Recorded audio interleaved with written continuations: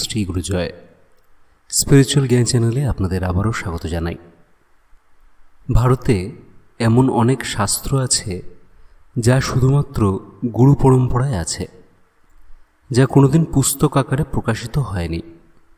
সেগুলির সামান্য অংশ যদি পুস্তক আকারে প্রকাশিত হয়, তাহলে সেখান থেকে মানুষের যেমন কল্যাণ হতে পারে, তার থেকে অকল্যাণ হওয়ার সম্ভাবনা বেশি। আমরা লক্ষ্য করে দেখেছি, বিজ্ঞানীরা যখনই কিছু আবিষ্কার করেন, তার ব্যবহার যুদ্ধবিগ্রহতেই আগে হয়। আবার কিছু কিছু এমন শাস্ত্র আছে যেগুলো হাতে কলমে না দেখলে বোঝা সম্ভব নয়। হাতে কলমে বলতে প্র্যাকটিক্যালি। যেমন ধরুন কালারি পাইটু, মাদার অফ মার্শাল আর্ট। এই যত ক্যারাটে বা মার্শাল আর্ট আপনারা শুনে থাকেন চায়নায় লোকেরা করে, সবই কিন্তু ভারতের।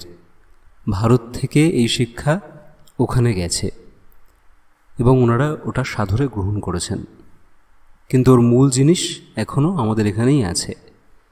তবে এই শিক্ষা বই পড়ে কখনোই সম্ভব নয়। একজন গুরুর কাছে থেকে এগুলি শিক্ষা করতে হয়। যেমন শাস্ত্রীয় সঙ্গীত, গুরু ছাড়া বই পড়ে কখনো শেখা সম্ভব নয়। একবার শিখে নিলে তখন কোনো একটা বইকে গাইড হিসাবে গ্রহণ করা যায়, কিন্তু না শিখে বই দিয়ে শেখা সম্ভব নয়। এইসব শিক্ষার জন্য গুরু বিশেষভাবে প্রয়োজন। তবে ব্রিটিশরা আমাদের এখান থেকে তো অনেক সম্পদ চুরি করেছে, অনেক সোনা গহনা চুরি করেছে, কিন্তু ওরা জানতো যে ভারতের সাধুরা অনেকেই অ্যালকেমি জানে। অ্যালকেমি অর্থে সোনা বানানোর পদ্ধতি, সেটা ওরা অনেক শেখার চেষ্টা করেছে, কিন্তু কেউ শেখায়নি। কারণ ভারতের সাধুরা অধিকারী ছাড়া কাউকে এই শিক্ষা দিতেন না। যার সেই শিক্ষায় অধিকার আছে তাকেই একমাত্র সেই শিক্ষা গুরু পরম্পরায় দিতেন। আর ইংরেজদের তো কোনো সেবা করার ইচ্ছা নেই, তাদের উদ্দেশ্য ব্যবসা, কিভাবে কতটা লোটা যায়, কিভাবে চুরি করা যায়, এই মানসিকতা নিয়ে ওনারা এসছিলেন। তো যাই হোক, এই প্রসঙ্গে স্বামী পরমানন্দজির কিছু আলোচনা আমরা আজকে তুলে ধরছি। স্বামীজি বলছেন, অ্যালকেমি, বিমান শাস্ত্র, কাল শাস্ত্র কখনো গ্রন্থাকারে প্রকাশ করা হয়নি, গুরু পরম্পরায় রয়েছে। অনধিকারীর হাতে পড়লে মহা অনিষ্ট, অকল্যাণ হয়ে যাবে, তাই যাকে তাকে দেয়া হয় না। সোনা বানাবার পদ্ধতি, পাড়া জমাবার পদ্ধতি ভারত জানত, এখনও জানে। এ প্রসঙ্গে বলে রাখি, সদ্গুরুর ওখানে যতগুলো শিবলিঙ্গ আছে সেগুলো কিন্তু এই পাড়া বা পারদ জমিয়ে করা হয় এবং হাতেই এগুলো ওনারা জমান, কোনো ল্যাবরেটরি লাগে না। সদ্গুরু নিজেই হাত দিয়ে জমাতে পারেন, এই পদ্ধতি উনি জানেন। তো এই পদ্ধতির কথাই বলা হয়েছে। সোনা বানাবার পদ্ধতি, পাড়া জমাবার পদ্ধতি ভারত জানত, এখনও জানে। উনি আরও বললেন, দেখো না গুজরাটে জুনাগড় আখাড়া কিভাবে চলে।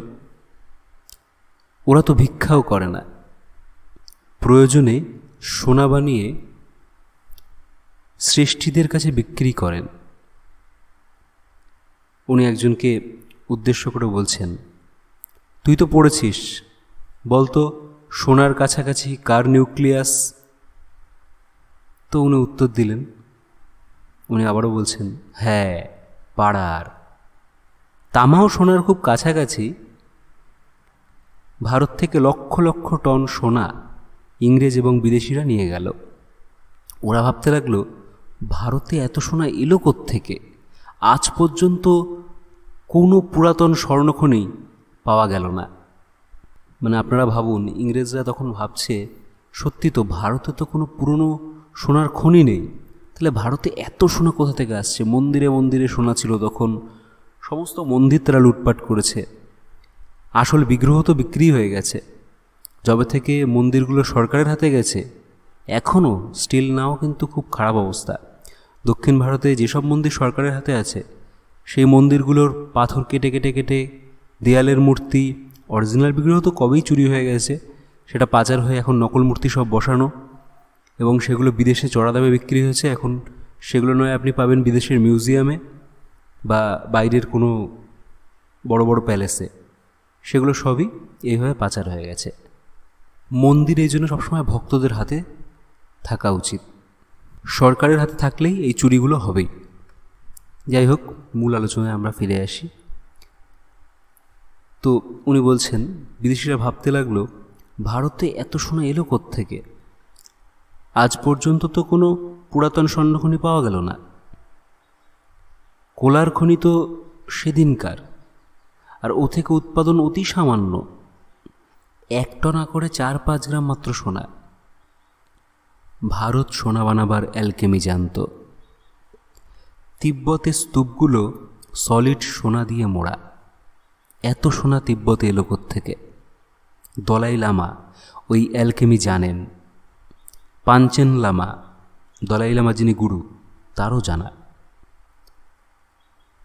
তোতাপুরি, অর্থাৎ যাকে আমরা ন্যাংটা বলি, ন্যাংটা ঠাকুরকে বলেছিলেন, ঠাকুর বলতে ঠাকুর শ্রীরামকৃষ্ণদেবকে, ন্যাংটা ঠাকুরকে বলেছিলেন যে সোনা বানাবার বিজ্ঞান ওরা গুরু পরম্পরায় পেয়েছেন, ঠাকুর নেবেন নাকি? ঠাকুরকে অধিকারী জেনেই দিয়েছেন। একজন প্রশ্ন করলেন, ঠাকুর শ্রীরামকৃষ্ণকে এই বিজ্ঞান দিয়েছিলেন? স্বামীজি বলছেন, হ্যাঁ দিয়েছেন। দেখো না, ঠাকুর হৃদুকে কি বলছেন? সোনা যদি শাশ্বত হতো, গোটা কামারপুকুর সোনায় মুড়ে দিতাম। আবার দেখো, হরিহর আশ্রমে কয়েক কুইন্টাল ওজনের পারদলিঙ্গ স্থাপন করা হলো। এখনও বিজ্ঞান জানে না কি করে পারদকে জমানো সম্ভব। অনেক বিদেশি এই পারদলিঙ্গ দেখতে এলো, জানার জন্য পিরাপিরি করল। ওদের বলা হলো জগৎ কল্যাণের স্বার্থে এ বলা যাবে না। আরেকজন মহারাজকে প্রশ্ন করলেন, মহারাজ বিমান শাস্ত্র সম্বন্ধে একটু বলুন। তিনি এই প্রসঙ্গ বলছেন, কি বলি জানো তো, ওই শাস্ত্রের সামান্যতম জ্ঞান প্রকাশ হয়ে পড়াতে বর্তমান বিমান এসে গেল। এই বিমান যখন এলো তখন পৃথিবীতে ও ব্যাপারে কোনো ভাবনাই ছিল না। ভবিষ্যতের ফিউয়েল হলো পাড়া। পাড়ায় ফিউয়েলের সব গুণ বর্তমান: তরল, দ্রুত তাপ গ্রহণ ক্ষমতা, চাপ সৃষ্টি করার ক্ষমতা। স্বামী পরমানন্দজিও কিন্তু এই শাস্ত্রের ব্যাপারে বিশেষ কিছু বললেন না, শুধু এইটুকুই বললেন যে আমাদের ভবিষ্যৎ ফিউয়েল হচ্ছে পাড়া। এই পাড়াকে কাজে লাগিয়েই সব যানবাহন কিন্তু চলবে। আজকের আলোচনা এখানেই শেষ করছি। সবাই ভালো থাকবেন, সুস্থ থাকবেন। ওম শ্রী গুরু জয়, শ্রী গুরু জয়, শ্রী গুরু জয়।